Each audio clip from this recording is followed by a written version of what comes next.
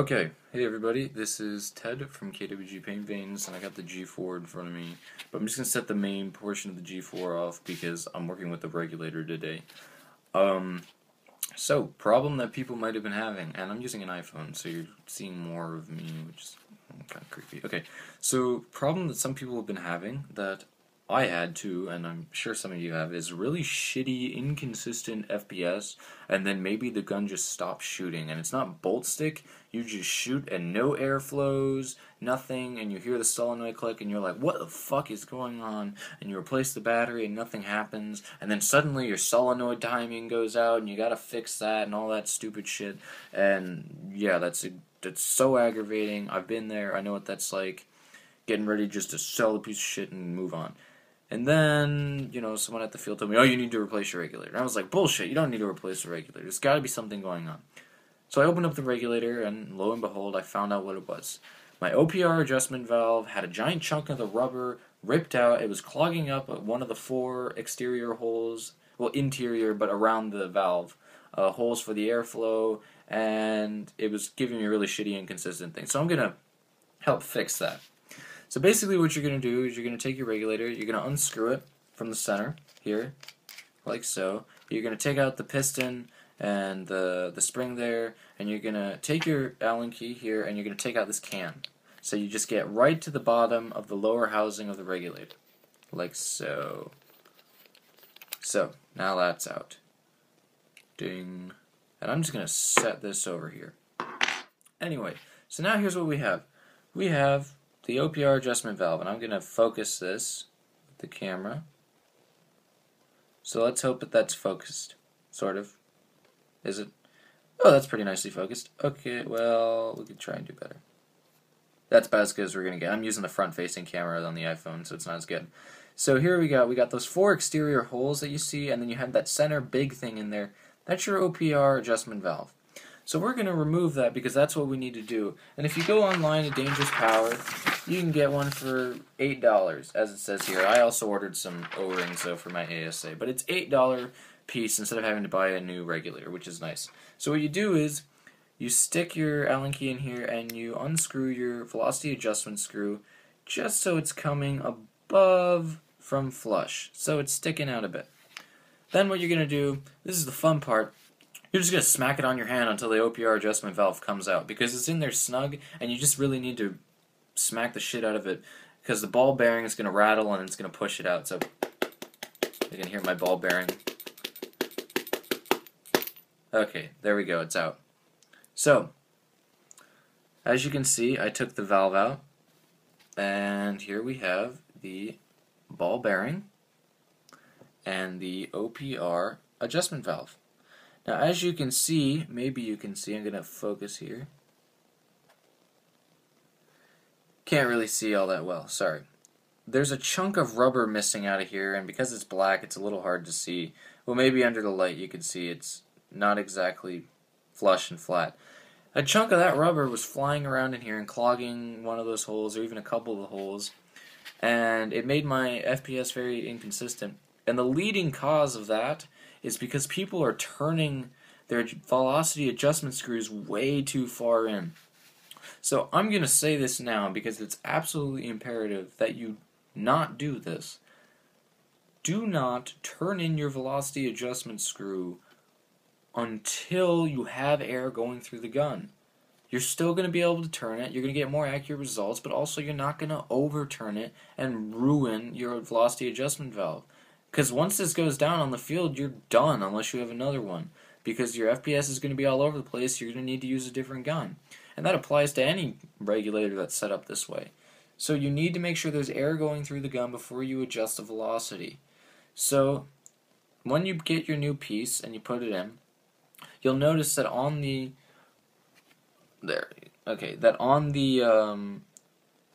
piece here, there's a very high side and then a very low side. Now the high side needs to go in front, needs to be facing this thing. So when you put it in, you want it so that if you were to screw in the velocity adjustment screw, it would be pushing against the high side. So if you were screwing it in, you would want it to be pushing against the high side. The reason being is that because the ball bearing is going to be there. As the screw pushes against the ball bearing, it's going to lift it up. So the screw pushes against it and the ball bearing is going to push it up like that and then push it down as the ball bearing comes out when the screw comes out. So you want the high side to be facing the velocity adjustment screw so that it'll push up. So to install this is fairly simple. You just throw the ball bearing down, come on, inside the hole, like so. I don't know if you can see this. Yeah, you can see it. And then the hard part is putting this back in because my fingers are thickish, too thick for the thing, and so you just sort of got to really put it in there. You might need to use tweezers. I don't really. I just fit it in like I see exactly where it needs to go in. And then what I'll do is I'll just sort of twist it in until I get it in there. And then I got it in there. And the best way to see if it's working is to insert the velocity adjustment Allen wrench here and to just start screwing it in. I'm going to screw it. I'm not going to show you on the camera though. I want to see that I got it in first.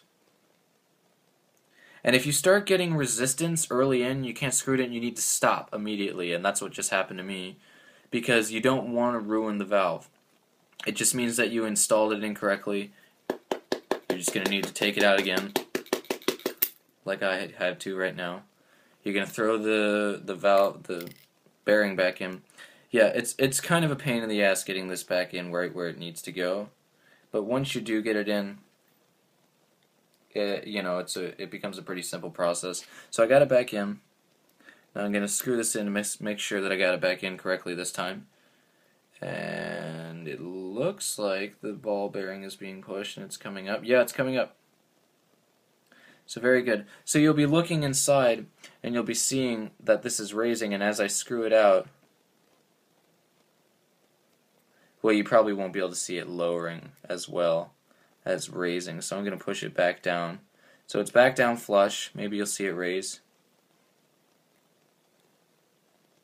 Guess not. Okay, well, you'll be able to notice that it's raising. The camera can't pick up everything, obviously, but you'll know that it's being raised up.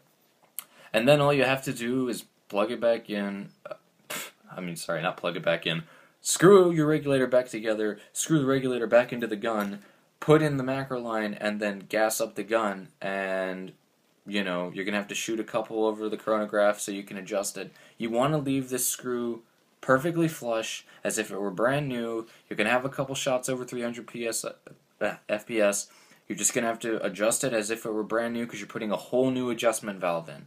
So you want to keep it flush, brand new adjustment valve, put the gun in, re-lube, lubricate, replace any O-rings, get this thing as if it were as new as possible, put the air through it, start shooting, adjust the velocity. You should be good to go for that day. And please let me restate how important it is that you don't adjust the valve unless there's air flowing through the gun.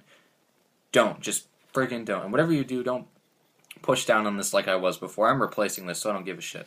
But don't push down on it. There's 800 PSI inside the regulator. It's going to push down by itself. You don't need to help it out. You risk chipping the aluminum and ruining the piece. So anyway, I hope that was informative. Start putting this back together. If it wasn't informative enough for your liking, I guess, what you're going to need to do is leave me a comment with your question. If, like, let's say it didn't fix your problem and something else is causing the gun to have whatever problem it's having. So you leave me the comment, I will respond to you. I know I haven't really been making videos or anything lately, and that's just because other things in my life have just sort of taken over from the channel because, I mean no offense, but other aspects of my life are more important than this paintball channel. I know, gasp, but it's true. So, I'm going to tighten this up again. This wasn't as tight. But yeah, leave me a comment if you're having other problems or you have questions or something. I'm pretty proficient in just about every single marker you can think of, with the exception of a couple very brand new markers. But most markers that most people are using these days, I can help you with anything. So don't be afraid to send me a personal message. Don't be afraid to leave me a comment or anything like that. I don't bite. I'll tell you what I think, and I'll tell you what I think you should do and where you should go from there. Anyway, nice. Thanks for watching the video. Word. See you later. Blood stains the Coliseum doors. Lies on the lips of a priest. Thanksgiving disguised as a feast. Rolling in the Rolls Royce Caniche. Only the doctors got this, I'm hiding from